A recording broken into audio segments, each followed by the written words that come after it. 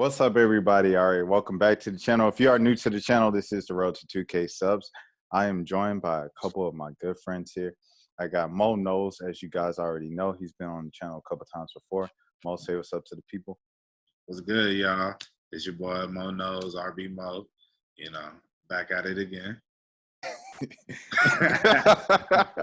and up here, we have a face that might be new to a lot of you guys on the channel. But fun fact, he's actually been on the channel before. We got Jelani easily. Jelani, how the heck are you? I'm doing good, man. How you doing? Man, I can't complain. I can't call it. You know, that's I what the feel old you. I head feel said. you. I can't call it. But you know, Right. Jelani was on the channel for We Cult. No, not We Culture. What's the song? Regime. He was on Regime.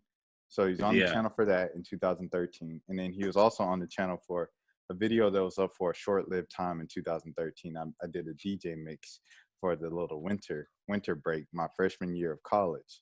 And the picture was all of us at the Hawks game in the Santa gear and the Hawks jerseys and stuff. Yeah. We did go to a Hawks preseason game together. I forgot about that. Yeah, we did. So we also, I don't know if y'all remember this. I talked about this in the group chat, but we went the night before graduation. If you remember Kanye during the Yeezus time, he was doing like this thing where he's projecting like, it was the New Slaves video. He's projecting it on buildings, and we went downtown because he was supposed to do it. And then that shit, I'm sorry, censor, that stuff, that event never happened. Yeah. And we were very salty, but it was a good bonding experience, you know. Right. Like, that's kind of why, like, Rashad texted me, asked me if I was going down to the stadium. And I was like, man, he got me the first time. I'm not going to let him get me again. Because I ain't know what it was going to be. But, man, I saw it. I ain't going to lie. It looked lit. It looked lit, bro. Like, that's exactly what I thought. But he still didn't start for, like, till 3 hours later, though. Like, he still Kanye'd it out. You know what I mean? For me personally, I didn't want to pay, like, I knew I was going to have to pay $50 to $100 to see, like, a man bob his head to some music I'm going to be listening to for the next 3 months every single day, like from 100 yards away, wearing a mask like this, like just on stage. Like, that's what I thought it was going to be. So I was like, why would I pay $100 for that? And then, you know, I saw how he did it, like Maurice said, and like Mo said, excuse me. And, you know, I was like, yeah, it's all right. Especially the second one. The second one was like, you got your money's worth. I was just going to say that. Like, the first one was more like what you was talking about. He was just kind of out there, like, with the vibes and, like, the summer jacket and 90-degree weather. Like, right. You know what I mean? But the second one, he actually had, like, people out there. It was kind of, like, more of a performance. And, you know what I mean? The album definitely sounded better the second time than the first one, to me. He changed a lot of the lyrics, man. But I have a take that I tweeted this out earlier before, and like we all, like, part of the reason we was like cool in high school stuff, we both was like, all three of us was real big Kanye fans at the time. And it's like, I feel like Kanye right now is like Wizards Michael Jordan. You know what I mean? Like Wizards Michael Jordan was more of a tourist attraction than, like, he was still averaging 20, 21, don't get it wrong, but it's just not the same experience. Like, you can't tell me, like, we remember when Graduation came out. We remember when My Beautiful Dark Twisted Fantasy came out. It's not the same. Like, you know what I mean? This one, you can't say it's the same feeling, bro. This one, I ain't gonna lie. This one, the first one, I was like, okay, I'm with you. It's along the lines of Yay, Jesus is King, Cuddy album, whatever that, Christ Born. What's it? Go See Kids See Ghosts, Kids See Ghosts. Anything after 2000. Everything After Life of Pablo. Yeah, no, even Pablo was like, you know what? Six. I was trying to be lenient, yeah. Even Pablo had about some saucy songs, but anything after 2012, anything from Click on, Click on, you know what I'm saying? Yeah. So it's like this one was like, okay, I was rocking with most of the album, and I really liked a lot of the changes he made and the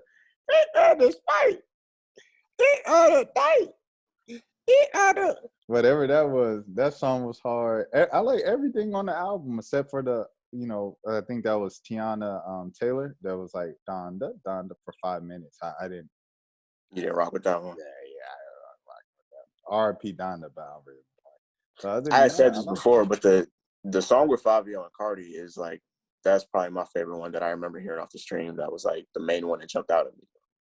Because like Fabio, I mean, he getting like a bad rep on the timeline sometimes, but I don't think he that bad of a rapper. Like, Nah, he be at least when snapping. he be on Pop Smoke songs, I don't mind it. Nah, I like Fabio's verse, like he said. Like Yeah. just the drill energy is different, and then but I don't know why Kanye's keeping on that Pop Smoke verse that they said apparently was on Pop Smoke's album. So it's like, why is he reusing that verse? But you got to remember, he did the same thing. Like Panda was a song that was already out. And he was just like, you're right. I'm gonna literally just take this song that is out and just throw it as like an album, a song on my album, and talk over it a little bit. You know what I mean? For having people thinking it was Future. no, because it was the Metro beat. I mean, the Metro drop. That was the first time we heard the Metro drop, the new one. On the new one you talk about on Father Stretch My Hands. Yeah, we was talking about the bleach buttholes and all that. No, yeah, but if your Metro don't, that's the first time we heard that drop. So it was like I don't know. I remember Mo told me, he was like, it's like, hey, bro, does this sound like Future? I think it was Mo, because we were like in school at that point, and then I was like, yeah, it was definitely like a 4-week period on the timeline where people were arguing like whether or not Designer was better than Future, and I was like, yo, y'all are like on a different planet right now. I don't know what y'all are talking about. Like, the only reason we like it, like, no disrespect to Designer, but the main reason we liked him was because he sounded like Future. You know what I mean? Did y'all rock with Timmy Turner? I'm gonna be honest. It sounded better in acapella. Like the acapella version, I was about to say, radio, and that was fire. You know what I mean? They put that like fake apocalyptic beat under it. Like that sounded like Prince of Persia, like video game music underneath the. You know what I mean? They could have kept that, but the regular freestyle version was fire though. Was it fire? Like, I remember the first time I heard it, like, I laughed, like everybody else, and I kept listening to it, and I was like, this is kind of catchy. And then I caught on to it, like you said at the end, and then they put out the song with it. It's like, okay, you guys are doing the most with it. But yeah, like you said, I like the original, but first time I saw it, I didn't think this is fire. I thought, why the heck did he do this? Which is what I think now most times when I see kids do the freestyles and everything. How'd you guys feel about the latest XXL list? I know that was like way off base, but how'd you guys feel about the latest list? I don't even remember. Only names I remember off that was 42 Doug, the Coil Ray girl. I remember her mainly because her freestyle was just not, you know what I mean? I'm not gonna like really go hard on the girl, but it just wasn't like it, you know what I mean? I think the Moray dude, I don't really remember who was on it like that. Was Rod Wave on there too? I'm looking it up right now. Yeah, he was. I'm tripping. Rod Wave was on there? I think. Yeah, the main ones I remember. One of them big boys who be singing was on it. One of the seven big boys that sings about heartbreak. Yeah. Well, Moray was on it, so he fills that description. Yeah, I thought Moray was on there. On quicksand. I'm quicksand. But DDG, it's definitely a couple big boy singers right now for sure. Yeah. But I think that this was like, I don't know if y'all can relate to this, but I kind of measure how old I'm getting based off of how many people I can recognize on the XXL Freshman List. Yeah, we are getting to that point where like we are older than certain rappers. You know what I mean? We still like relatively young, but like at the same time, we're not like 19 no more. You know what I mean? Yeah. So like, yeah. I think the list wasn't bad though. So I'm looking at it. It's Pooh Shiesty. I agree with that. Tusi. I don't really listen to him, but I'm not mad at it. Yeah, Ruby Rose. I get it. I have yet to hear a song from her. Listen, sometimes she got a deep voice. Sometimes, she was on that Wiz tape. Did y'all hear her on the Wiz tape? Yeah, she had a video for it. But I know one song from her. It's Big Mouth.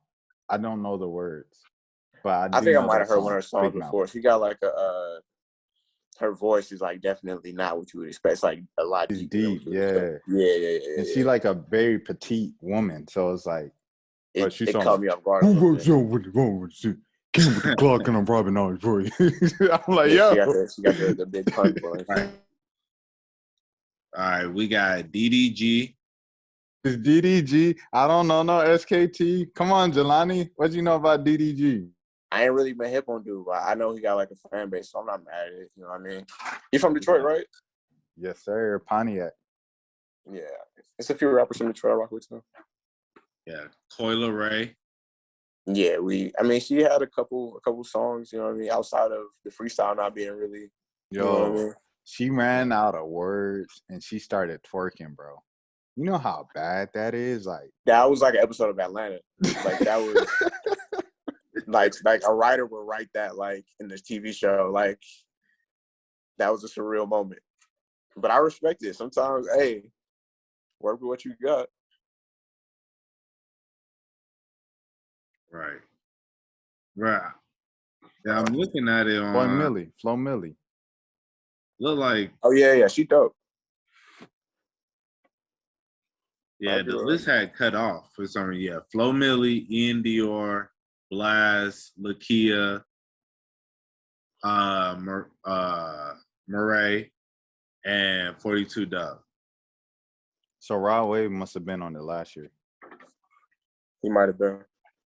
42 Dub probably my favorite off that list. That's surprising. Yeah, 42 Dub, he hard. I fuck with me. I rock with 42 Dub. That's surprising. 42 though is like both of y'all's favorite. Is that your favorite too, Mo, on the list? Of those people, honestly, yeah. Yeah, because Is it surprising to you because you don't like 42 Dub? No. I don't have anything. I don't listen to enough of 42 Dugg. Like I just know 42 Dugg's features. Like I don't listen to 42 Dugg's music. No, I feel you. I listen to Blast. I started listening to him a little more after the list because his name just kept popping up after the list. Like obviously he was on the Nas album. Yeah.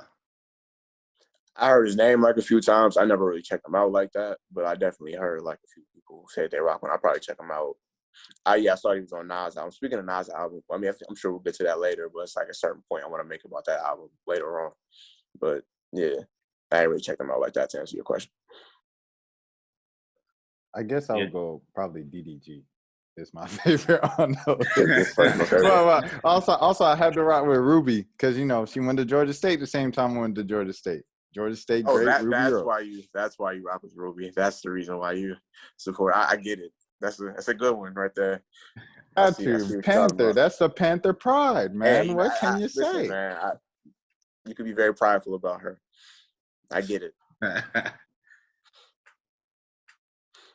No, but like the Moray dude is on there, and I like that song, but like that song falls in a genre of rap I'm kind of tired of, where it's like an emotional singing over an acoustic guitar with like a trap beat, like trap drums under it. Yeah, I'm just kind of tired of that. Like NBA YoungBoy, kind of, you know what I mean? That's Polo G and all them, man. Like that's all they make, bro. I get tired of it. And the kids are like, dude, Polo G to go. It's just on. I'm like, dude, like.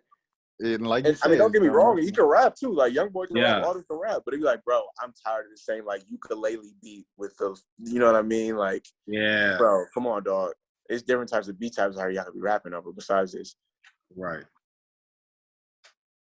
Now I feel like, man, like all these artists, like it's just the pain music is just so popular now. Just even with like Juice WRLD, you see, like that's why he was like the biggest artist in the world. He just put all his pain into the music. Well, do you think that's like an reflection of like society and the kids? Yeah. Nah, that's why Billie Eilish is one of the biggest artists in the world. Like I was just like, bro, why is Billie Eilish so big? So I went to listen to her album, not the new one, like to the first one. And like I listened to it and I was like, I was just like, I get it. It's just like, it's a melancholy pop, you know? Like, it's sad, but it's still upbeat, you know? I think she got, like, she understands, like it's important. Like, I got, like, a teenage cousin that's, like, a girl that's about to start high school, and she, like, dresses like Billie Eilish, wearing the baggy clothes and stuff like that. Yeah. I think she, like, understands, like, you gotta kind of, outside of having good music, you also gotta be kind of, like, to where people want to be like you to a certain extent. Like, people want to be like Rihanna, you know what I'm saying? Like, it's certain artists people want to dress like and copy and stuff like that. I feel like Kanye was like that for a while, you know what I mean? I mean, he still is to an extent, but, like, Playboy Cardi. Like, I was thinking about that, like, the other week when I was watching you know, Yachty, he just, you know, promoting his nail polish and stuff. It's like, it's crazy, bro. Like, just how easy it is to, like, just get kids to do something. Like, remember, like, Slim Jimmy came out, or Slim Jim, Slim Jim. What's his name? Slim Jimmy. Yeah, that's his name, actually. Slim Jimmy came out about? from Ray Shrimmer. He came out with the I goggles. thought you were talking about the white boy, Slim Jesus. Do you remember? Nah. yeah. Oh, okay. I was gonna say, Got a couple shooters that's down the ride. That's drill time. That's a callback right there. Got a couple shooters say down the ride. But you know, like, Slim Jimmy came out with the goggles one time, and then a couple months later, everybody wearing goggles on their head. And then I'm like, bro, like, folks are so, and it's like, and you ask them why they're doing it, and they're like, man, I just like being different. And it's like, bro, you're literally not being, like, you're doing the opposite of that right now. Like, Ray's doing the nail polish, because who started that? Who started the nail polish thing? Who started that? Because I know, obviously, rockers were always doing it. But it's like someone in rap started doing it. And everybody in rap does it now. Probably Tyler. That's probably, like, the first person. Like, Tyler, A$AP Rocky. That's probably the first two I probably saw. Yeah, I was just about to say A$AP Rocky. Yeah. A$AP, and then maybe Uzi and Cardi. Uzi beyond. Yeah, I mean, it's like a whole. Yeah, Uzi. It's like a whole, like, goth wave. You know what I'm saying? And fashion. You know what I mean? And hip hop, like Uzi. People, it's like a certain type of look. You know what I mean? Yeah. It's just whack, bro. This is like. I don't know. I'm not mad at it. Like, you gotta think, when we were teenagers, we definitely did, like, certain stuff because we liked certain rappers. Like, we might have wanted to dress like a certain rapper that we liked, or, you know what I mean? Like, I didn't have a mohawk. No, listen, I wasn't, like, I like Roscoe Dash. I liked Schoolies, you know what I mean? But, like, I definitely wasn't, like, you know, I didn't have the futuristic swag mohawk in 2009. But, like, I definitely wanted to dress like when we was in high school, I liked Currency a lot, you know what I mean? Certain rappers I definitely wanted to dress like. But you can't tell me Travis Porter didn't have you in the black boy, white boy jeans. And no, all jokes aside, like, not even joking, that is one of the most influential rap songs of all time. Like, that song really changed Atlanta fashion. Like, people was wearing, like, baggy jeans and, like, yep, in my white tee. Yeah. And then all of a sudden we was wearing, like, Aeropostale or Hollister, like, the next day. You know what I mean? Right. They switched the landscape. Right. You had to be there. Bruh, for real. For real. Like, seriously, we was there. Yeah, like, man, everybody, like, if you didn't have, like, American Eagle, Hollister, like, in everything they listed in the song, it was just like, bruh, like, this cheap, you know, this low-key was like cheap fashion, you know? Yeah, it was. Bro, rappers out I ain't gonna lie. Balenciaga and Hermes, like, we was just trying to hit Hollister. We was straight. Like, we could go to the mall and get Hollister. Big facts. That was relatable. The first time I went with my mom or whatever to get some, and I saw them prices, I was like, oh, I don't even have to, like, mom won't even push back on this. Like, she'll be like, get as much as you want. I was like, I love this trend. Like, I had everything, bro. And then, you had the right Hollister body type. Like, I had to, like when I go look back at my old pictures, like, my shirts be a little bit medium, bro. Like, I definitely got a bunch of old pictures, like Sweet 16s wearing Hollister in, like, 2011. The thing is with me, though, is, like, I was growing so quickly, like, at this point. So it's like my mom kept having to get new clothes. So there was a period where she, like, overbought, you know, so I would get, like, extra large and everything. So it would just be mad baggy on me. And I never would grow into a couple of those hoodies and, like, T-shirts and stuff. So I had, like, the same problems that everybody else had. because like you got to think like when we like first started going through puberty, it was like the transition from like the baggy clothes era to like the skinny jeans era. So like it's a weird time to like trying to be buy clothes, you know what I mean, and be going through puberty at the same time. For sure. And also, you know, you guys were talking about Young Boy and everybody like that. Oh yeah, and 42 Doug on the freshman list. So, you know, both those dudes, the way that they were sounding on the Tyler album, Jelani already said that Vince was his favorite project of the year. Why you have Vince over Call Me If You Get Lost?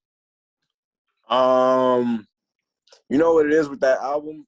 I loved Igor so much that like I still got like that's still in my regular rotation. Like it's hard for me to like fully, you know, like artists have eras. You know what I mean? Like I still rock with that era of his music. You know what I mean? So like I definitely like. Corso is one of my favorite songs of the year. The second song on the new album, but like it's a dope album. Don't get it twisted. That Wilshire song is nasty. It's very nasty. Like that's one of the, but it's a great song. Don't get me wrong. Like it's a great song with content wise. Hey, my question is to you, Jelani. How can you be one of his homies? How could you be Taco, Jasper? Listen to him record that song and then be like, all right, bro, let's go eat taco. Like, how do you do that? How do you just kick it with your homie after hearing him record that? Mo, how can you do that with your homie? If you hear your homie record a 9-minute song about how he was sneaking around with his boy's girl, right? And he didn't care about it. He knew it was wrong, but he didn't care because he liked the girl so much. Right. You guys just kick. I don't know. I mean, but think about it like this, though. I mean, I understand with like he just recorded this song, but it's like this is probably something. If that's your homeboy, you probably already knew. You know, so it's just like you just like, all right, you just put it on wax. Like, you know, you knew how Buddy felt about it. I mean, but the situation is crazy. Like, I don't know, but hey, it's a real situation. You know, everybody be feeling what they be feeling. Yeah, but at the same time, it's like don't like make a fire song off of my heartbreak. Like, yeah, a 9-minute storyline. It's not just a fire. It's a 9-minute storyline. He's telling detail. Yeah, he like fully. You know, it's crazy. If you probably like in a circle of friends, you could probably you might not even know that was going down, but you could probably guess the details just off because he said so much in that song. Like, oh, this is Tyler tried to take Steve's girl. I didn't even know that. Like, now Steve's spot is all blown up. People looking at him crazy. Bro, I don't know, bro. I don't know, Mo. Like, if you made a song, bro, literally about like, yeah, my home, like Ali, like, yeah, I was with Ali, baby moms, you know what I'm saying? And, you know, on Wednesday, we went out for dinner. On Thursday, we went out to the movies. On Friday, we went to the picnic. And, you know, on Saturday, she didn't call me back because she was with him. And, you know, that's my homie. But, you know, we could get, if he did that for 9 minutes, Mo, and you put that song out, bro, like, as a homie, I'm going to be like, can I trust you around, like, my folks? You know what I'm saying? Nah, I feel that. I mean, you probably already like, you know, as I said, you know the people you around, and if he was bold enough to make this song, you already knew who he was. So it's just kind of like you like, all right, because I mean, maybe they on that same type of time. Or like, why are we putting Jasper and Taco in such a, you know, like above Tyler, you know, like they might be on the same type of time. It's really nasty because it's not like it would be more understandable if he was just like, yeah, I think my homeboy's girl is like fine or whatever. Like I secretly, you know what I mean, want to do some things with her. Like, no, he was emotionally like, no, this is my soulmate. Like I have to separate them. Like this is like he tried to be up from like Romeo and Juliet stuff. You know what I mean? Yeah. It was very extra. But the song is great. Don't get me wrong. It's a great song. Right. But yeah, I guess like so you got Vince as album of the year so far. Yeah, I just it's Vince and this other rapper. I don't even know if you might have heard of him. This is rapper from New York. His name is RX Poppy. And it's like his rap style is kind of like, listen, he got this mixtape. It's called 100 Miles and Walking. And it's like more of like a comedic rap style to an extent. So like don't listen to it expecting to be like super serious. But the beat selection is great. and that's the best way I can describe it. You know what I mean? But like I said about Vince's album, Mo said this in a group chat. Like it's like straight to the point. You know what I mean? Like I feel like he didn't really try to do too much. Like it's more like a simple. Because at first I was kind of like, why he rapping so like kind of not lazy, but Relax. like more. It was just yeah. But the style definitely grew on me. You know what I mean? But I rock with it. Where you have Cole's album? I'm gonna be real. So like in high school, you know what I mean? I was a very big J. Cole fan, and I feel like every album since that I've gotten older. Don't get me wrong, I like him now. You know what I mean? He's still a dope rapper, and his songs on the album that's fire. Like the 95 South, that was dope. The other one he made the video for, Amari, I think it's called. And that's dope. I just don't listen to him the same way. Because like when he was like when I was in high school, you know what I mean? You younger, so like certain stuff that's not that deep sounds a lot deeper to you. You know what I mean? So like him rapping about being like a college student with like student loan was like really like, damn, that's a big problem. You know what I mean? Now that I'm older, I got bigger things to worry about. But his music is still dope, so don't get me wrong. So where I guess I have Born Sinner is better than Forest Hills Drive. Where do you have like I guess kind of pitch? I agree with that. Okay. So you feel the same way. And Mo, how you feel? Man, I don't know. I don't know. I think I would probably put Forest Hill Drive like right above Born Center. But I mean, actually, because you got she knows you got. Cause I'm thinking about like, yeah. Actually, I'll probably go Born Center above that. I think the thing is, Born Center, it might have like a skip on it. You know what I'm saying? If you listen to like the full project, but I like the full project as opposed to. I feel like Forest Hills Drive is a little dumbed down, so it could appeal commercially on every track because every track, you know, just did numbers on a commercial level. So I feel like the songs, like the good songs on Born Center are more potent than like the songs like on Forest Hill Drive. Like the good songs on Forest Hill Drive are good, but it's like it's just kind of smooth, man. You know, it's just like it's like all right, but maybe also because it got so played out though, too. And then so it just feels like with Born Center, when you listen to it, it's like, man, I remember this track. So it's still, and it's like, man, it's still hard. I used to ride down Lewis Street with this. Yeah. Right. I think like you said, I think the reason like Forest Hill Drive started to get played out a little bit was because every day when you would log on Twitter, it'd be like, yo, J. Cole. That was the first album where like the whole J. Cole went platinum with no features. Like that whole tweet started. Yeah. So I feel like that kind of made people like, all right, bro, enough. Like you get it, dude. Like, which is why I think the album after that, For Your Eyes Only, wasn't as successful commercially. Like it did its numbers, but it wasn't the same thing. But to go back to what you're saying about Born Center, I think that's the first album where like he learned how to make his songs without being corny. Because if you go back and listen to Sideline Story, like I know Workout was a hit, but bro, I didn't really rock a Workout like that. Like it was okay. That's what Let Nas Down was about. Yeah, I didn't really work. Like it worked, but and then the other song on there, the one with Jay-Z, listen, that didn't age that well. The Mr. Nice Watch. Yeah, I wasn't the biggest fan of the song with Missy Elliott. That was dope, but like Missy not gonna make a whack song. Yeah, it was good, but it's just like I don't know. It felt just that's not what I wanted from Cole. That just wasn't what I wanted from Cole, you know. But it's still a good song. Yeah. But yeah, for sure. So I guess moving on now to Versus, the thing that we really wanted to talk about. And man. I believe we're 30 minutes in now. So Versus happened this past week. It was Dipset versus the Locks.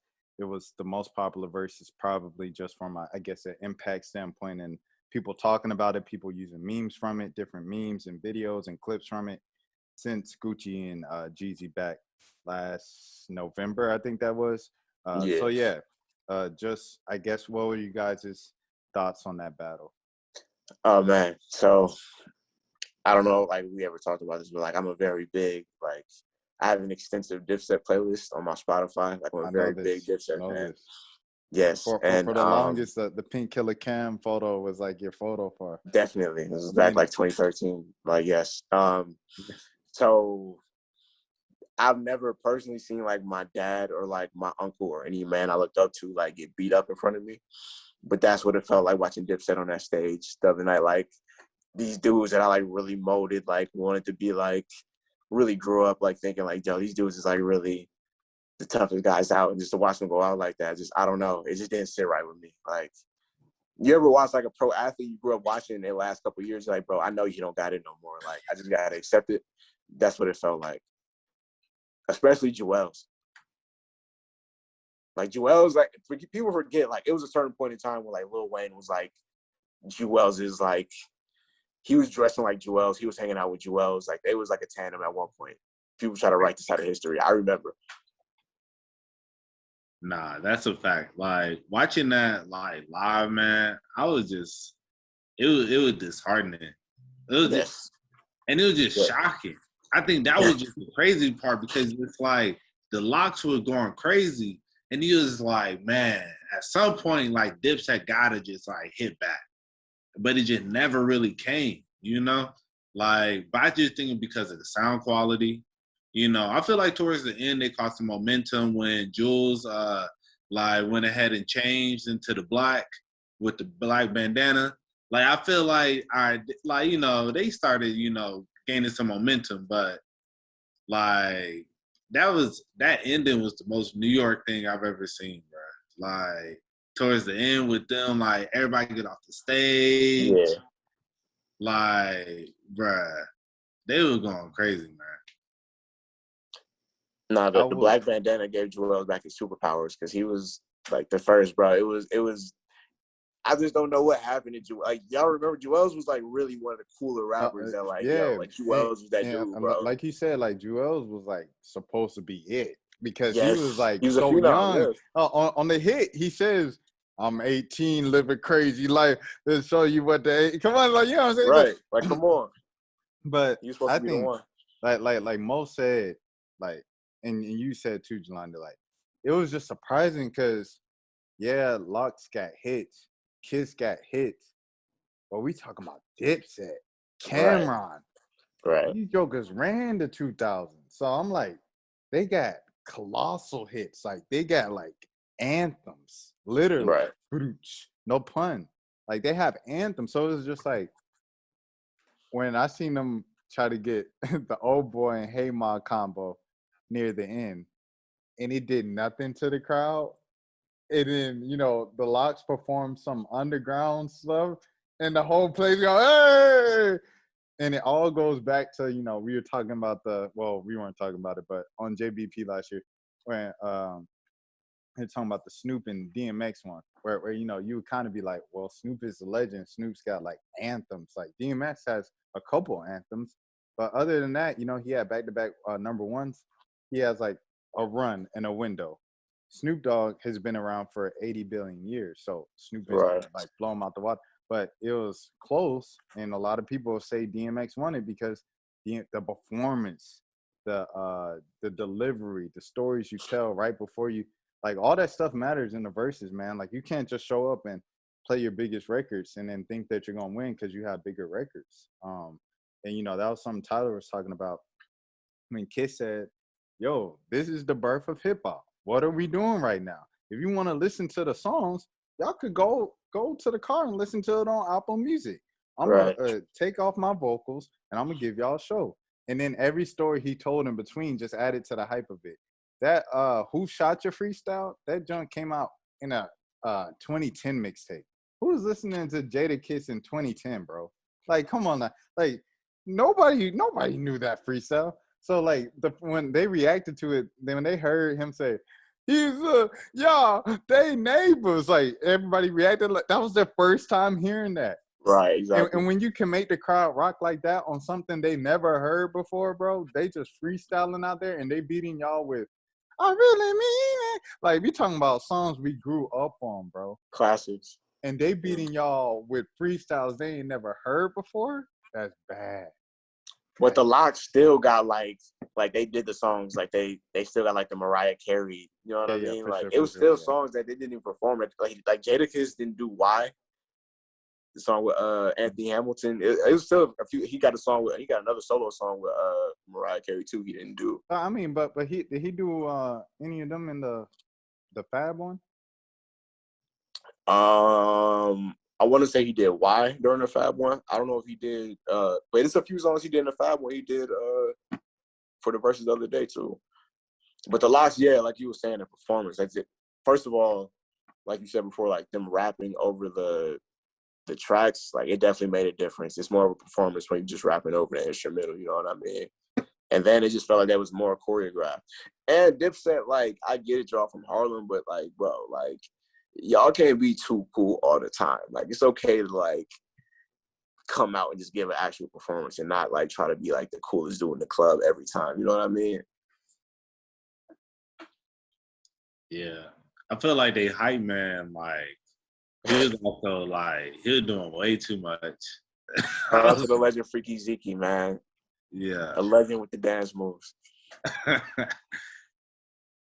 But yeah, like you guys said, that's the problem. Like, you can't be too cool, bro. Like, especially when they whooping y'all. Like, when they whooping y'all, I'll be like, bro, like, y'all been performing on the road for the past 20 years. Y'all don't have no type of, you know what I'm saying? You know. But they don't really perform like that together no more. You gotta think, like, it's been a minute since they was like a really like functioning, moving group together. You know what I mean? They did A3C like 2 years ago. But they probably be doing like one-offs. You know what I mean? You're right. And Joel's, once again, like I hate to keep going back to Joel's, but like his performance, I can respect the energy, but it's just his performance bop is just not, it's not there. Like the movements was just not very rapper like. It wasn't. I don't know, man. It just hurt to see, man. Like Jim Jones still was in his bag. Don't get me wrong. Jim was still, he had the energy. He was my dude in good shape. Cam is still a legend. Like he in good shape. You know, he fell off the stage. Jim fell off the stage. Nah, he explained it. You didn't see where he explained it? Yeah, his ring fell off. He dove. Yeah.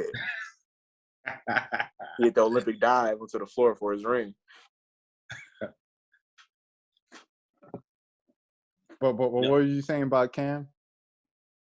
Oh no, I was saying like he still looked good. Like the hairline is not where it was like 20 years ago, but he an OG at this point. It's all good. You know what I mean? Yeah. Oh, go ahead, Mo. I was gonna say, can we use this moment to segue into something about Jim Jones? Like y'all see that stuff with him in 6ix9ine and Whack 100? I didn't see the Jim Jones part. I saw I tried to watch that interview. First of all, my main thought during this interview was like, you gotta be 6ix9ine and academics gotta be like real losers to make Whack 100 look like the reasonable one in the room. Like I was really like siding with him on certain of these points. I'm like, bro, I shouldn't be agreeing with you this much. Like y'all are really two doofuses. Like, right. But they're made for each other. You know what I mean? Yeah. Like, what were they saying about Jim Jones? Yeah, go ahead, Mo. Well, it was really on Clubhouse. Like this man, like 6ix9ine, just pretty much just started listing all the people that he got locked up by their government. Like he was like Shoddy, like whatever Shoddy, like Daquan Johnson, like Murder Mel, Melvin, blah blah blah. Like he was like going in, and then he was talking about all these people. They used to hang out with Jim Jones. I mean, they were all cool with Jim Jones. They've been riding with Jim Jones for like a decade before I met him. He didn't do nothing for them. And then he started talking about how Jim Jones tried to get him set up to and was like, try to get his security killed or something like that. And then pretty much said they got it on wiretap, but how is he not locked up?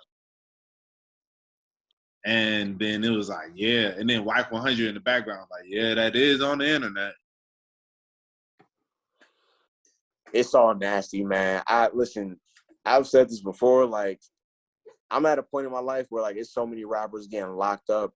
I don't want rappers to live out their raps no more. Like, I want rappers to be, like, movie directors or actors. Like Jamie Smith wasn't actually Django in real life. Like, That's why I want these rappers. Like, you can rap about killing people and drug dealing. I don't want you doing that anymore, bro. Like, go home to your family. Stay out the streets, bro. That shit is whack. Excuse me. I don't know if we passed the cursing time, but yeah. We passed it. Okay. But yeah. That junk, man. I saw the one with 21 Savage, the 10 minutes of 21 on Clubhouse. Yes. And that one was like, when 21 was like, nah, say less. And then White was talking, he's like, nah, I'm scared. And he said, I'm not a blood, I'm scared. I was like, oh man, nothing scares me more than, you know who really, Fredo Santana used to scare me. Lord rest his soul. His face used to scare me with and then 21 came out with his thing on the 21 Savage scares me. It's a knife. Don't it's a knife. Like don't let the nice records and the jokes and him singing R&B songs on Instagram Live fool you. I am still horrified of 21 Savage. If it came down to it in effect like that, I do not want no sir. Why are you talking about it like he's Freddy Krueger? hey, he probably is, man. If you push him to that limit, the way that Wack was talking about him, and then 6ix9ine was just gassing this man, I'm like, bro, why are you even listening to 6ix9ine, bro? Like, first things first, I didn't want to watch the interview because I don't want to support, give no clicks, give no plays to anything related to 6ix9ine. I didn't watch it off Academic's channel. Yeah. I watched it. Mo was telling me about it, and I was like, people gonna be talking about it. And Mo, he a pretty respectable dude. I'm gonna watch it for Mo. So I played about the first hour or whatnot. And my main thing was like, this man 6ix9ine talk like he rap, like he yelling the whole time. Yeah, and it don't be good points. It don't be like it don't be like game changer points that you got to be yelling about. Like, it's be like real like common sense stuff that you be saying, and it don't be helping his point whatsoever. Like, you use these people. You said, hey, go shoot this, go do that, and then when it was time to go down with the ship. But hey. Right. If you got kidnapped from your family and your life was in danger, what'd you tell? See, if he had just got kidnapped and he wasn't giving orders, he could have got away with that. Like, if they had just like, if he was being nice to them and all that, and he wasn't getting involved in no street stuff, and they kidnapped him, you could have got away with like, okay, I was a civilian. But no, you was out here trying to live out your Suge Knight fantasies and like sending hits on people and get people shot. They shot at Chief Keef in Times Square. Like, yeah, that's like the hottest place on earth to try to shoot at somebody. You know what I mean? And Keith, the ringleader. Exactly. Not one of his goons. Like, you tried to shoot at a famous rapper in Times Square. Y'all like, and you send out this shot. So like, yeah, we gonna look at you crazy when you telling the people that you instructed to do this. You know what I mean?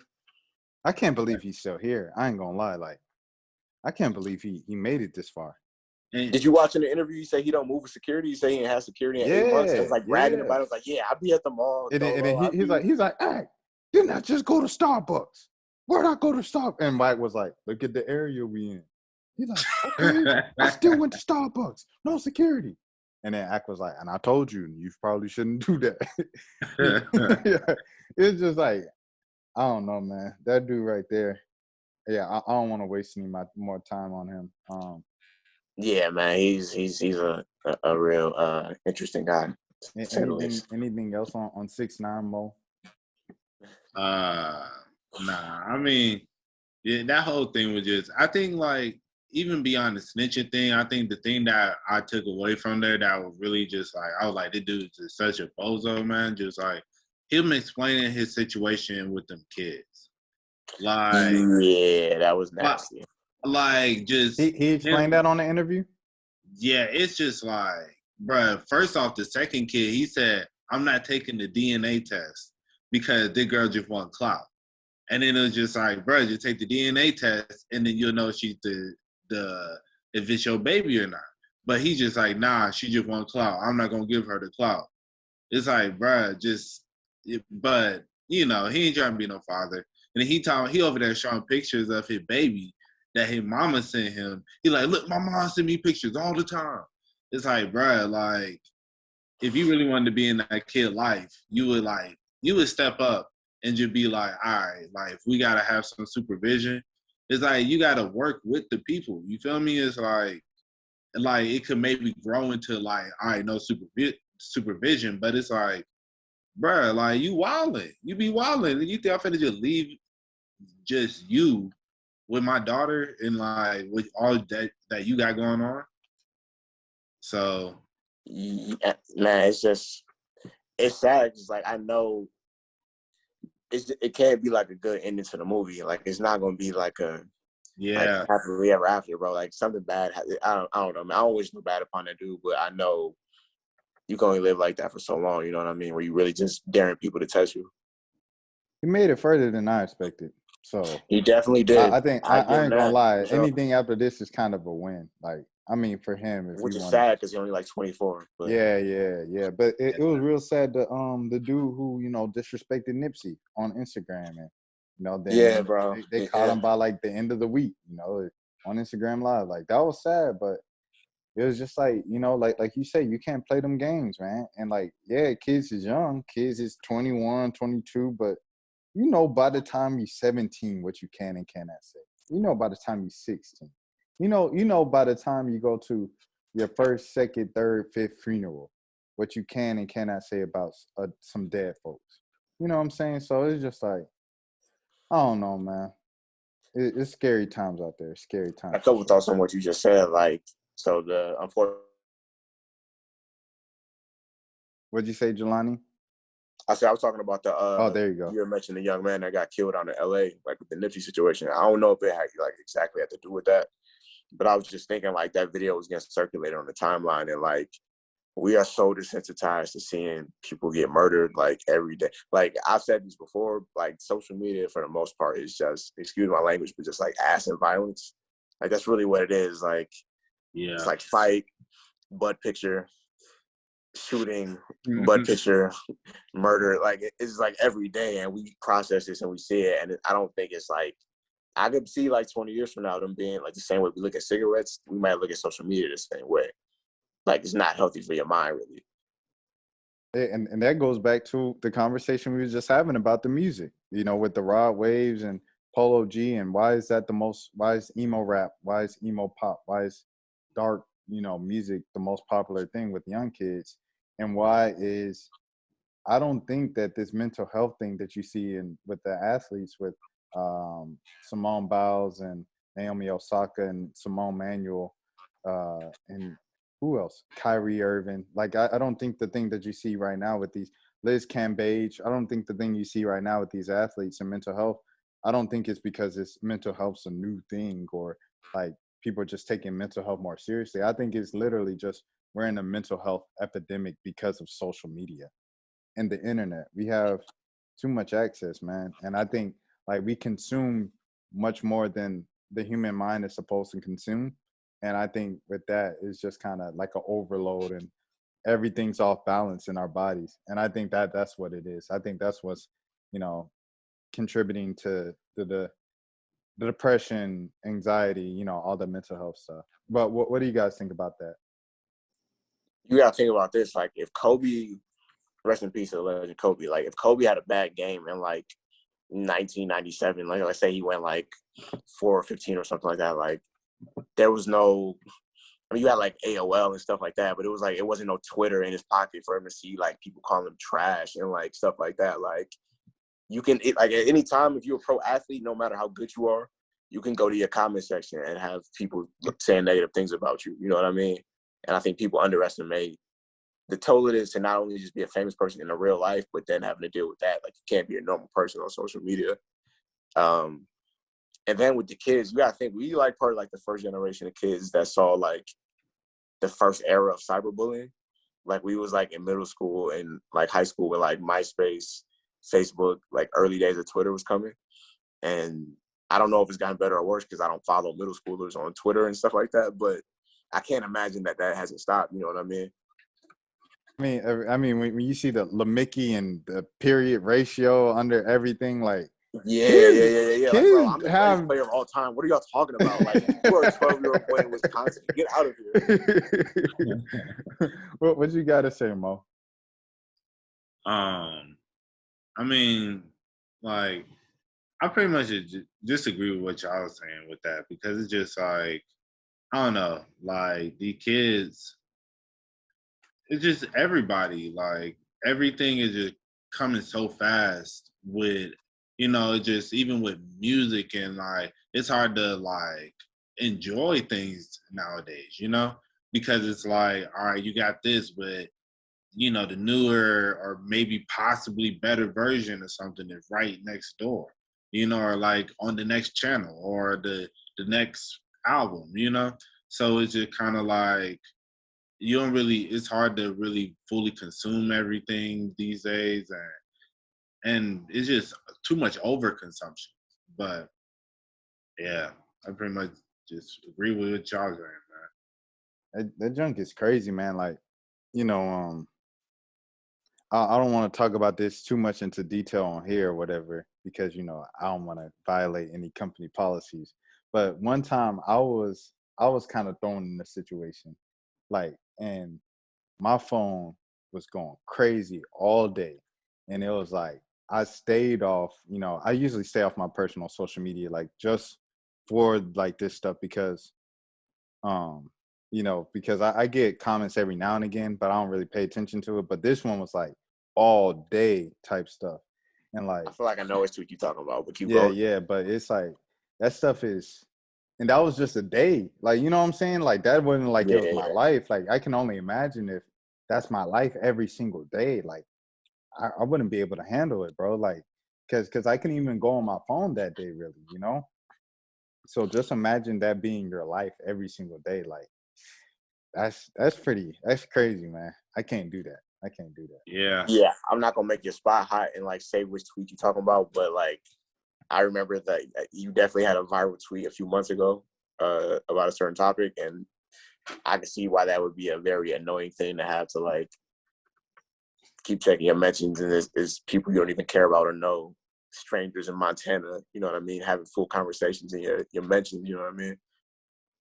Big facts, big facts. And then also, I guess just, yeah, but before we wrap and everything like that, we can move on to NBA free agency and stuff. And just I guess the trades and everything. Who do you guys think are kind of the winners and some of the early losers going on right now? You want to go, Mo? I definitely like what the Bulls did. I think with Alex Caruso, Lonzo Ball, like I really don't understand why, with Laurie Markkinen, like I like him. I think he's a good player. Like I like and I feel like he fits into kind of, what a good NBA team would need, But I don't know. They mishandled that situation personally. That's how I feel on that one. But I feel like overall, Wendell Carter too. Yeah. No, they made the right choice. Wendell Carter was not it. No. Don't do that to Wendell. Don't do that to Wendell. No, I am going to do that to Wendell. Wendell Carter was not it. No disrespect to that man or his family, but Atlanta boy. Oh yeah. Well, you know what I mean. Take it easy on him, but no. But what you saying about Laurie Markkinen, like Laurie Markkinen is good enough that if he's like the worst starter on your team, like I do think you can win a championship. But if he's like one of like your three best players, I don't think you could win a championship with Laurie Markkinen as starter. Nah, that's a fact. But I feel like he could have. But I mean, I guess he probably want to be a starter, and you ain't finna. I think Patrick Williams is a better piece than him. You know, so I can see how that situation kind of fizzled out for him. But overall, I feel like they made a lot of good moves. I think the Lakers gonna be real hit or miss, man. Like this could be great, or they could end up everybody hurt. They signed a player from the D League, like LeBron out there just side-eyeing everybody.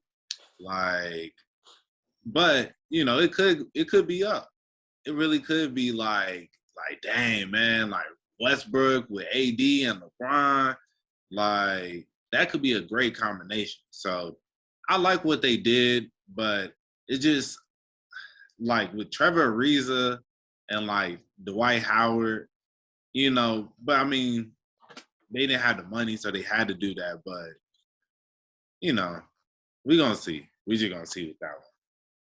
The Lakers are either gonna be the 2006 Heat or the 2004 Lakers. Like the 2006 Heat had like all these old dudes, and they like with the power of the refs and the assistance of them old dudes, they pulled it off in the finals. And, oh no, but look, the 06 Heat had Wade, who was like they did 25 have at the time. But like Anthony Davis would be the Wade of this Okay. Lakers team. Like that's the one like young star that's in his prime or whatever. And Anthony Davis is not that young. He's 29. Like he's not like a kid no more. He's a grown man. He's been in the league for about a decade now. Unfortunately, you know what I mean. But when healthy, he's still like a top 10 player. Right. But or they're gonna be a 2004 Lakers where they got like all these old stars and the chemistry wasn't there. We'll see. You know what I mean? But I think they're going to be good. It's just, can everybody stay healthy? You got a bunch of dudes that's, you know, your core, like I said, your best young player is 29. So, like, some of these dudes, like Ariza, I feel like Ariza was drafted when he was in elementary school. LeBron, Dwight Howard was drafted when I was 8. I was 8 when LeBron was drafted, 9 when Dwight was drafted. Same here. Wasn't Ariza a Kobe stopper at one point? They was on the same. It was on the 09 team, and then he went to the Rockets the next year, I think. Yeah, but he was on Phoenix before that, right? And I think they played in like the playoffs. Way back, yeah.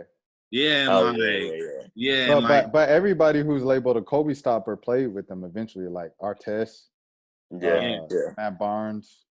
But that goes to show, like, bro, if you was a Kobe stopper, and you know, shoot, Kobe ain't needed to be stopped for real since about 2012. You know, Kobe, bro. You know what? I didn't really process what you were saying until just now. You're right, bro. You said a lot with that statement right there. Like you was Kobe retired. Rest in peace to the legend. But he retired I was about to 5 say, years ago. Like, and even it's that been 5 years, bro. Kobe ain't been with us in 2 years. Kobe ain't even been with us in 2 years, bro. Yeah, God rest his soul. So like, if he was the Kobe stopper, right? Then we got footage of you from like VHS probably. Yo, it's crazy because back then, like the footage was like so normal to me, like in the HD with the bars that had HD on the side. That was like real fancy, and like you went to somebody with money house or you seen that, and now you look back at that footage and you like, bro, we was watching that. Like that made me feel old when I see like LeBron's rookie year and Kobe 81-point game. Like I'm like, dog, I was watching that and I thought that was like okay. Right. I feel that way about video games. Like when I go play old video games and I look at the like, bro, why do we think these graphics was like this looks like Lego blocks? Like this is not good whatsoever, bro. Like begged our parents to pay $50 for them. Right. Yeah. We thought that was the top of the line. But they got Dwight, Trevor, Ariza. But like one thing that you do forget is that Melo and Westbrook played. They played before together. Yeah, but that didn't. No. Well, I mean, Joe Ingles. I mean, they made the playoffs. They made the playoffs. And Joe Ingles got them up out of there. Yeah, that was bad. Playoff Nasty P. That was situation. playoff P. He had 6 points in the elimination game, or 8 points, single digit scoring. That was the first kind of. The white man, the Australian, got him out of there. Yeah. No, but you was talking about the winners and losers. I think the losers is the Trailblazers. Like this was y'all had to make a move. Like y'all had to at least try to get some other superstar. And it's like, bro, at this point, if I'm Dame, unless they can get Ben Simmons, but I don't even think that's enough to. If you got to give up CJ McCollum to get him, that's not even. That's like a lateral move, basically. Yeah, that's how I feel with that. Yeah, I agree with it. I agree with that too. Cause I feel like Portland. I don't know what they're doing. I don't know what the next move is. I think they're just really trying to weigh the options at this point. Cause they have to do something. Cause clearly either Dame gonna want to trade soon. If you don't get him, if you don't give up McCollum, and it's just like, man, I think I gotta just pray for Dame, man, because Portland is not doing him right.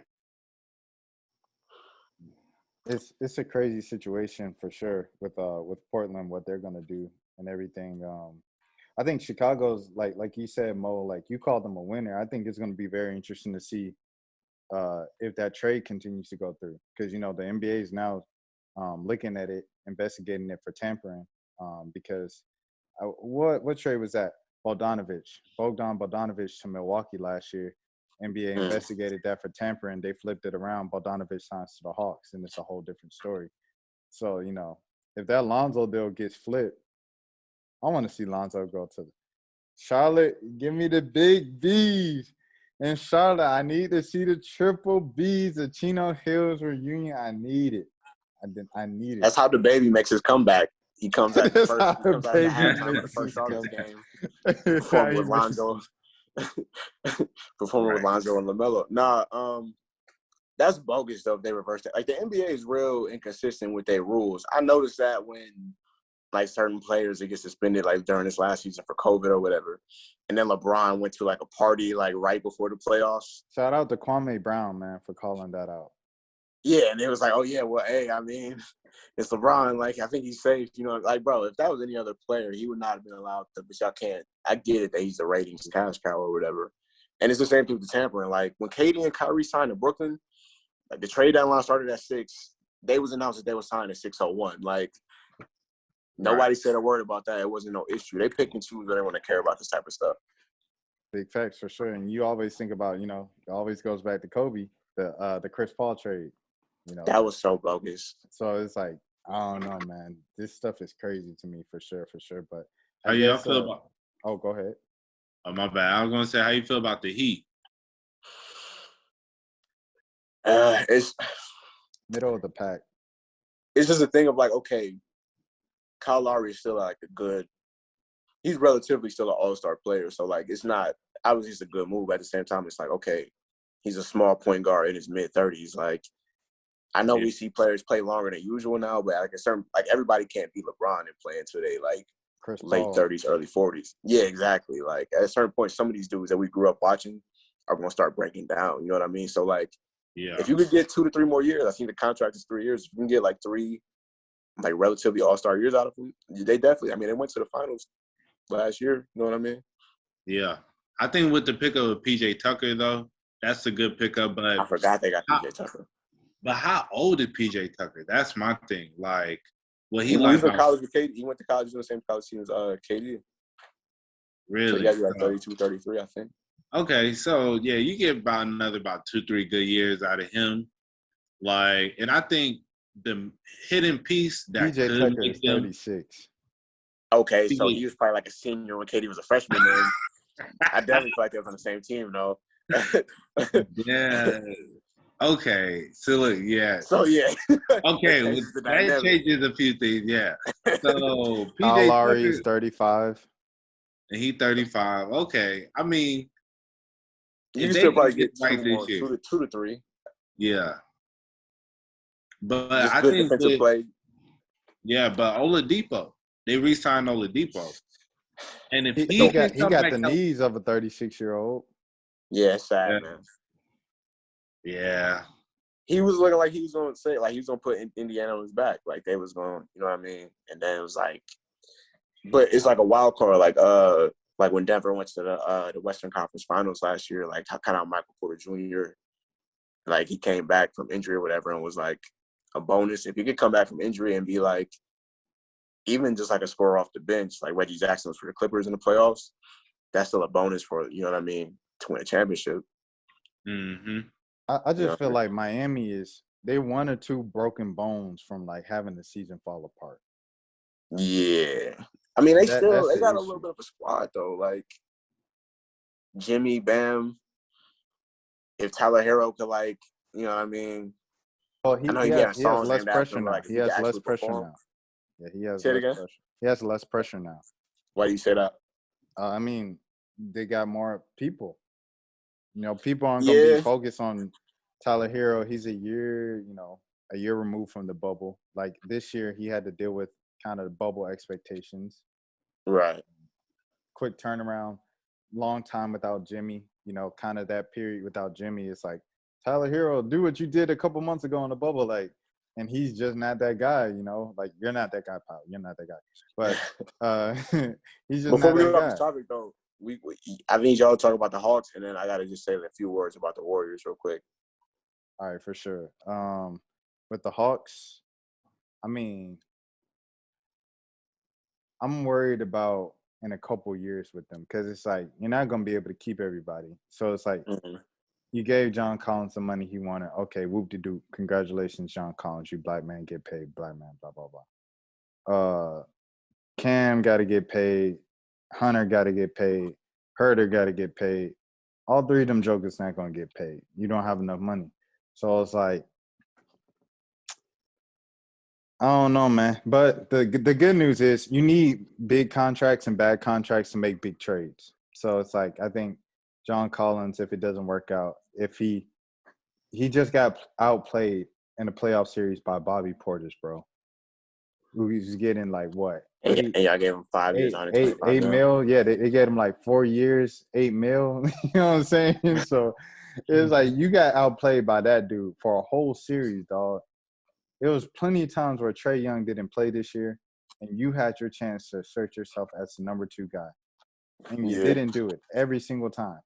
You got like you need the ball spoon fed to you on a little baby spoon from Trae Young to even be an adequate NBA player. So that's the thing with John Collins about me, man. So 125 is a lot for a dude who needs another man to like be all he can be on the offensive side of the floor. But you know, maybe he proves me wrong and whatever. But yeah, like I said, I'm just kind of worried for the Hawks long term because they're not going to be able to keep all 3 of those guys now because of that John Collins deal. So you can go ahead, Mo. I feel like the Hawks, you know, we're just really banking on our draft picks to pan out. I feel, you know, like John Collins and Trey, they're a good combination. You know, Capella is cool. You know, he has some really good moments. Then he kind of has some moments where he can disappear.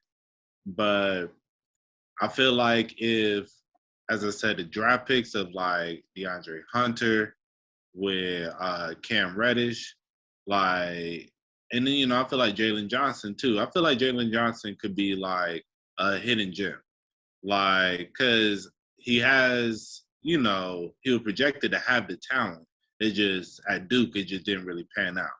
But I feel like with DeAndre Hunter and Cam Reddish, especially those two, if really Cam Reddish can take that next step, man, like he showed signs of it, and I feel like we can really have that third dominant scorer. Like Collins can get you a good solid 20, and Trey gonna do him unless Bobby Portis is guarding him. Right. You know what I mean? Bobby was just in that mode, you know what I mean? Playoff Bobby activated. Right. But yeah, I'm not I mean to cut you off, bro. No, you good. Yeah, I just feel like, as I say, we just gotta hope that everything pans out. Because if not, like, we gotta make a trade for a star. Cause I don't see somebody just coming here. Maybe somebody want to play with Trey, maybe, but I don't know. Like, it hasn't up to this point. It hasn't really seemed really like there's much interest.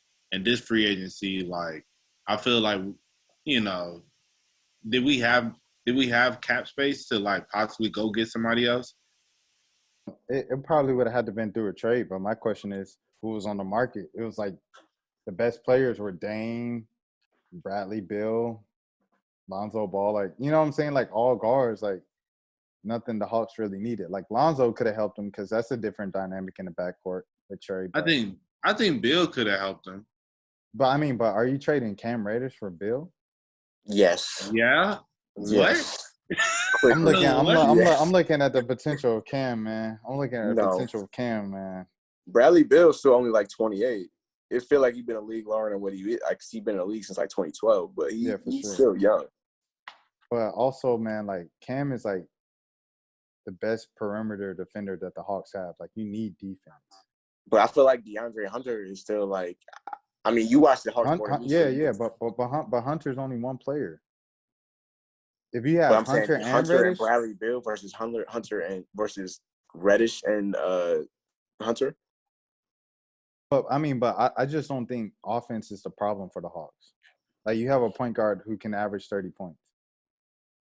Bogdanovich can get you 20 any night.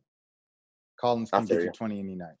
But the thing is, it's like in the playoffs, as we saw, like when Trey was getting roughed up, man. Like he needed somebody else to be able to lean on, and it's like Collins, as I say, he can get you 20, but he ain't finna really go get you 30. He ain't finna go get you. He definitely ain't finna go for no 4. Well, I mean, maybe 40, maybe. I ain't gonna take no ability away from him. But no, he got outplayed by Bobby Portis. Yeah, like I can tell this really affected you. You just said this about 3 times. Yeah, I can see the disappointment on your face. He got $125 million. It's been plenty of times with no Trae Young. You have your chance. You can go out and get 30 and 15 and say, I'm John Collins. Give me my money. I'm worth it. And you did nothing. You got outplayed by Bobby Portis. He was hitting corner 3. Bobby, he's doing this.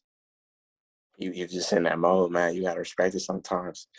That's like when Cavs fans talk about, they brag about like that game and a half where like Matthew Dellavedova was cooking Steph Curry. Yeah.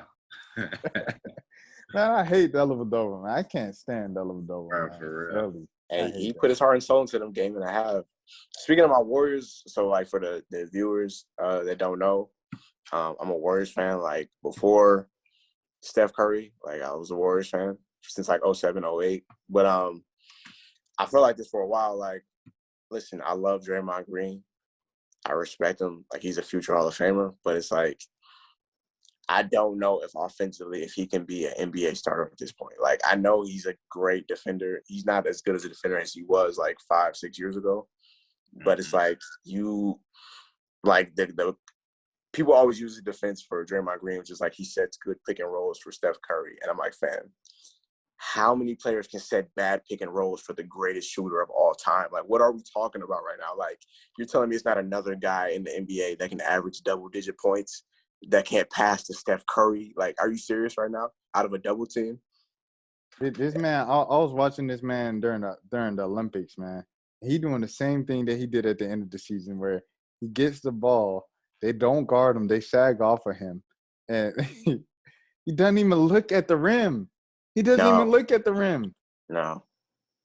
It's like, I'm not even asking you, like, it's just like 6 points per game as an NBA starter. That's like, bro, it'll last year he had to be the second best player because Clay was hurt and Wiggins is cool. Like he's, you know what I mean? He's like room temperature water. Like it's not bad, you know what I mean? But we need Clay. If he's not back he don't got to be like 2015, 2016 Clay, but he has to at least be to the point where he could give us like 20 points per game at this point. Because season on the line, John Morant just hit that big jumper, that big floater, and Draymond goes and throws a brick off of the backboard. You're underselling. You underselling how bad that shot was. That wasn't like a regular brick. Like it was like he was passing to the heavens. Like I don't know what that was. That was crazy, man. It was nasty. Like I for a second, it was like I was watching like a player that shouldn't have been in the game. Like and this man is a future Hall of Famer. Yeah, like it was really like one of those moments like it's the 12th man. Like, why the coach got him in the game? And then I was like, oh crap, that's Draymond Green. Like he just did that. Like, it's like when I'm thinking like Space Jam, like when Charles Barkley loses his powers. Yeah. You're not the real Charles Barkley. Like, that's how I felt watching Draymond. Oh no, but hey, Kuminga was a great pick for y'all, and bringing back Iggy, regardless of the fact that Iggy's a shelf of himself and everything like that, a shell of himself. I still like that pickup. Just for the psyche of the team with Clay coming back, like at least give you guys some type of remnants of it. And a lot of people are talking down on the Kuminga pick. A lot of people talking down on Kuminga, period. I don't know why. Like him and Jalen Green, them two jokers, they're gonna be going head to head for Rookie of the Year, in my opinion, because the G League was the right move for both of them. You know what I'm saying? The G League ain't for everybody, but for guys like that who kind of had the 6'7", the length and the size for the NBA already, someone like a guard or someone who might not have as much skill as those two guys, that might not be the best move for them. But someone like Imani Bates, like Imani probably need to go to the G League because I don't know. I just think that's the best move.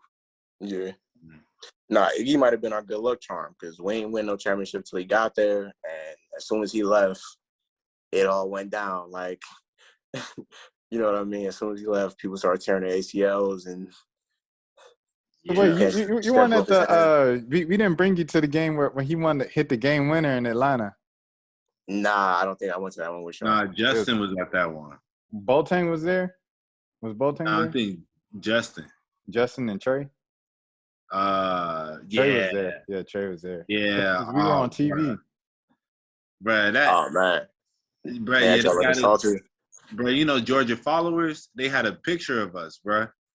Oh, bro, we was all like this, like, like. Why they do y'all like that?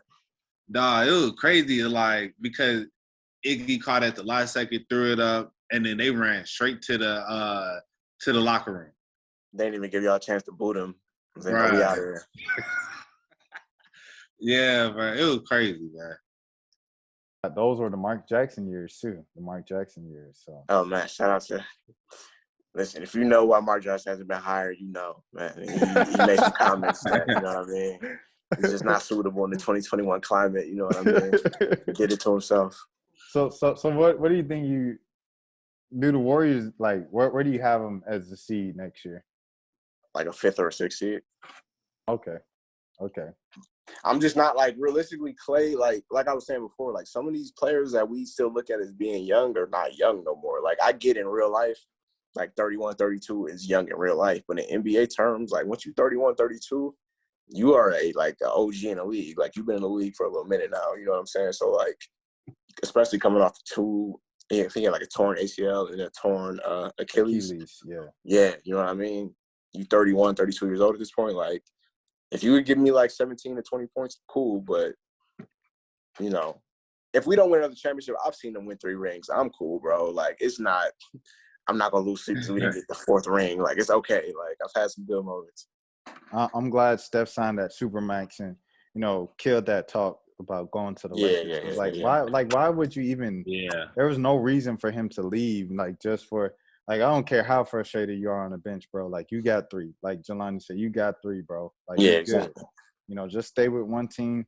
You in the Bay is like this. So, just stay with the Bay until you retire like that. But hey, man. Hey, real quick, I want to ask y'all about this trade I heard about. Like, just possibility. Would y'all trade Wiseman and maybe Kuminga or Moody, and maybe a first-round pick for Karl Anthony Towns? 1,000%. Yeah. I wouldn't even think about it. It wouldn't be. Yeah. But if you're the Timberwolves, I have faith in James Wiseman's potential, but there's nothing to think about. Like, yeah. Right. But if you're the Timberwolves, would you make that trade? Nah. It's the thing. Like, the Timberwolves, they've been young forever. Like, they've been young since Chris Dunn, Zach LaVine, like before the Jimmy Butler trade. So it's like to make that trade and get even, to have Butler, that was supposed to be. Wait, hold on. Yeah. To get Butler, that was supposed to be your move. They made the playoffs one year, got swept, and then that was kind of it. And then they went back to being young again. Now they have Cat and D'Lo. Like, they're still mad young, So it's like you can't be young forever. You got to win at some point. So I don't get trading Cat to get younger. If you trade Cat, I'm trading Cat to have someone a little more established. They got to at least. That's a good point. They got to at least give it like another 2 to 3 years with Anthony Edwards and Cat. You know what I mean? Like, because I think Anthony Edwards is going to be. He's just too athletic to not be like a star player. You know what I mean? He's coming to Atlanta after that rookie deal. You know what? I can see like I be hearing Bill Simmons talk about this. Like some players gonna be the first player to like turn down that Supermax and be like, yeah, I just like after my 4 years here, I'm out. Like, you know what I mean? Like, I can see somebody doing that. If you going like, I thought De'Aaron Fox was gonna do it because the Kings are the worst franchise in pro sports. Like that's he's in no man's land over there, just wasting away. The Kings haven't made the playoffs since 2006. Like over 50% of the teams in the West each year make the playoffs. You have not been able to be like one of the at least the top 8 teams since 2006. Was Ron Artest on that team? I think he was on that team. Sharif Abdul-Rahim? I don't know. I know Ron. I wasn't following 2006 Kings basketball super heavily. Like after like I gotta look up this roster. I was kind of off the Kings.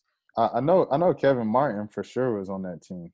But that's Kevin crazy Martin, though. With they had Rudy Gay, Tyreek Evans, right? Boogie. Okay, here it is. 05-06 Sacramento Kings. Sharif Abdul-Rahim, Mike Bibby, Francisco Garcia, Jason Hart, Kevin Martin, Brad Miller, Ronnie Price, Brian Skinner, Pedro Stojakovic, Bonzi Wells, and Meta World Peace. That's a respectable roster. That's not a bad team. Yeah. But some of those names I haven't heard since I was rocking throwbacks in like elementary school. Pedro Stojakovic was a hooper. Yeah, for sure. You know. Right. But yeah, Mo, you got anything else? Nah, that's about it. I wanted to ask Jelani to kind of catch him up. Hypothetical versus Childish Gambino versus Tyler Creator. Who you taking?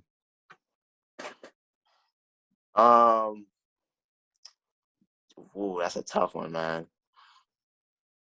I'm gonna say Gambino just because some of Tyler's earlier stuff is a little bit more difficult to play. Like the songs about, you know what I mean?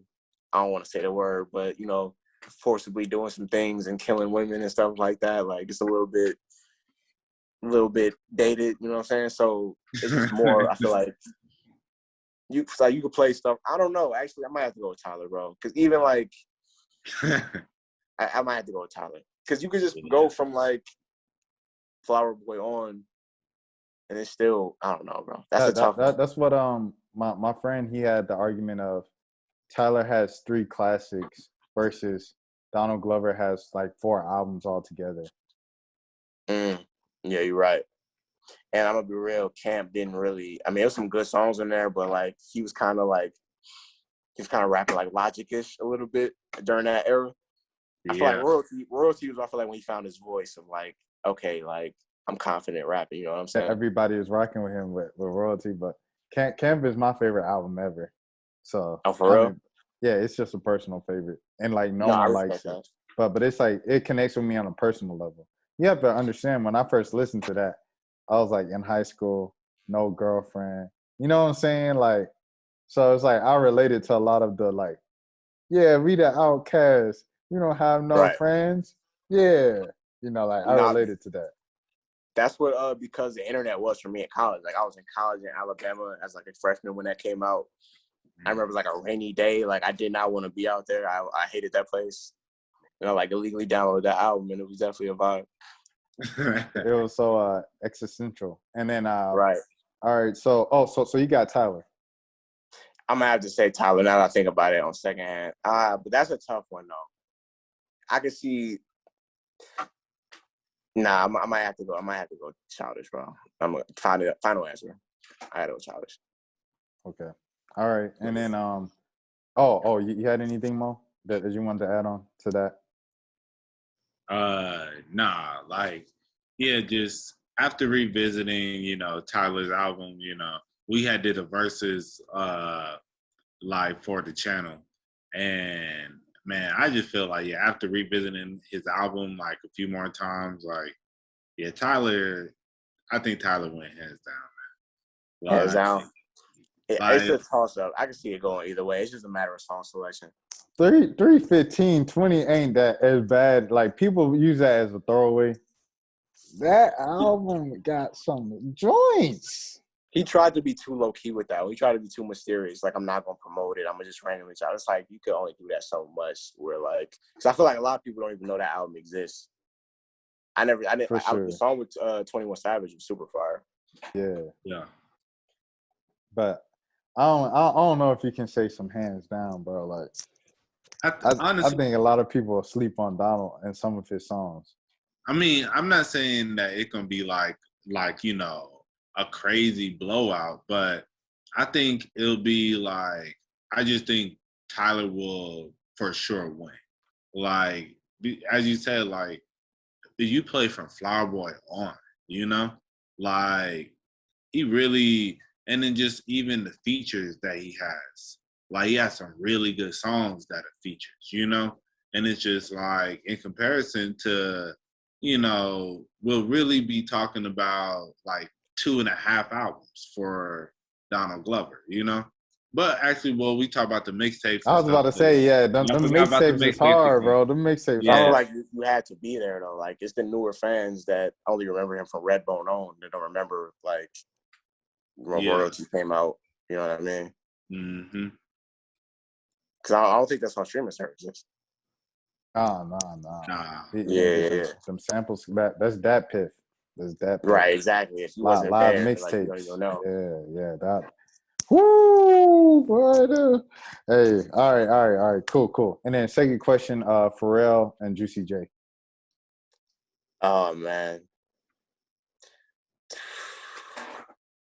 Pharrell is probably like Pharrell, Timbaland, Kanye is like my holy trinity of like favorite producers. But Juicy J is still making like that Megan Hot Girl Summer. So I know that's like a year and a half old now, but like that was a Juicy J beat. Like, he's still making like his songs. You know what I'm saying? That's what I told Mo. I told Mo about Hot Girl Summer. He won't rock with Hot Girl Summer. I might have to say Pharrell, because Pharrell got songs with Mystical, Clips, just anybody you can name. Like, I might have to go Pharrell just because of the variety. You know what I'm saying? But Juicy J is, he a legend. It was ironic because right before that Versus, I was revisiting all of Juicy J's records and stuff, and I heard 23 for the first time in like 6 years. And Miley Cyrus, ironically, performed it like last week at Lollapalooza. Really? She brought G Herbo out. She brought Juicy J and Wiz Khalifa out in Chicago to perform it with Benny the Bull. No, I don't think she brought G Herbo out during that performance. Yeah, well, no, I heard you, but I was like, this is a surprise too. The fact that she brought him out after like never performing that song live with all three of them. Oh, I didn't know she never did that. Maybe she did. Maybe in 2013 when it came out.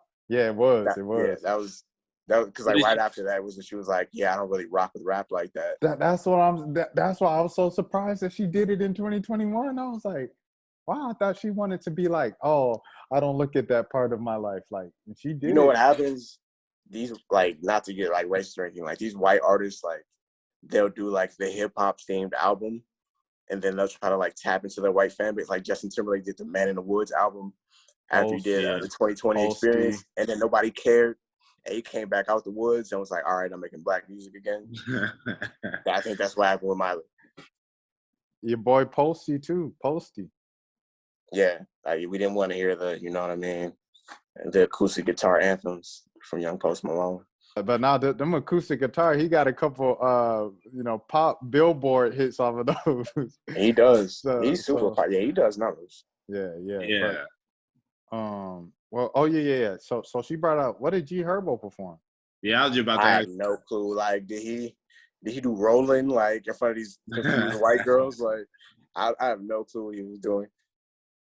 They was probably like, bro, who, like, if you listen to rap, you know G Herbo, but I don't know if a crowd of Miley Cyrus fans really know any G Herbo songs like that. I hope if you're in Chicago. That's a different type of Chicago. That's not you're right. Steve Keith, Lil Reed, Chicago. Lollapalooza is expensive. Yeah. Big facts. Mo, what you got? About just anything on The Lollapalooza, Miley Cyrus, Chicago, or the Juicy J Pharrell? I mean,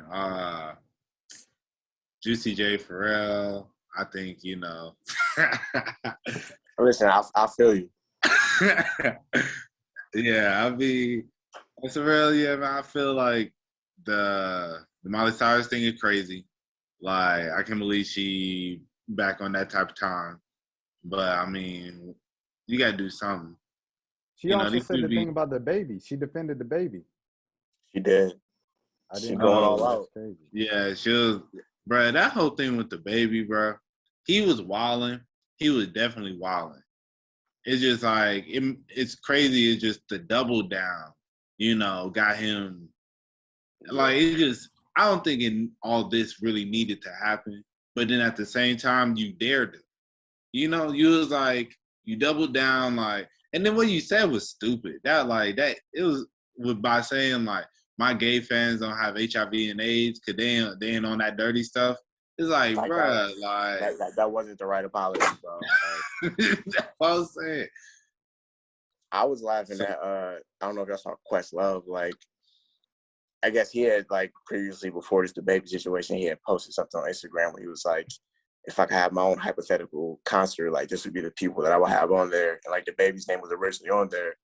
And after the controversy, he reposted and crossed the baby's name out and wrote like this long caption about, gay rights and stuff like that. And I respected it. But at the same time, it's like, bro, like nobody saw the baby clip and was like, well, I wonder if Questlove is going to keep him on his hypothetical concert. Like, I don't think that was the main concern. Like, a lot of these celebrities used to be, like, real righteous and, like, holier than thou. It's like, fam, you don't got to announce to the world that you're not homophobic. Like, just keep not being homophobic. Like, it's not, you don't get a badge of honor for treating people with decency, bro. Like, that's just kind of corny to me. But he, like you said, he doubled down. So if they cancel you or whatever, you got to deal with the consequences.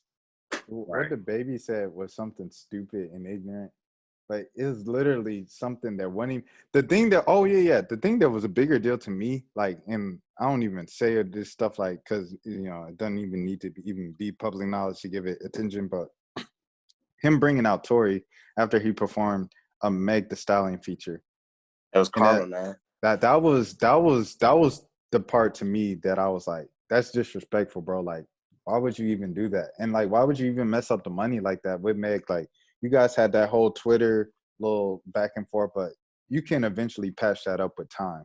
And like your biggest hits, like the reason why you're relevant in the past couple of years, mostly because Meg Thee Stallion. Like your biggest hits are featuring Meg Thee Stallion. So it's like, why would you even burn that bridge with someone who you don't even have a hit with that's like even close to the hits that you have, multiple hits you have with Meg Thee Stallion. So I thought it was dumb, but yeah, that's it. That's all we have. I didn't know it was so late. But if you guys are new to the channel and you made it this far, you are a trooper.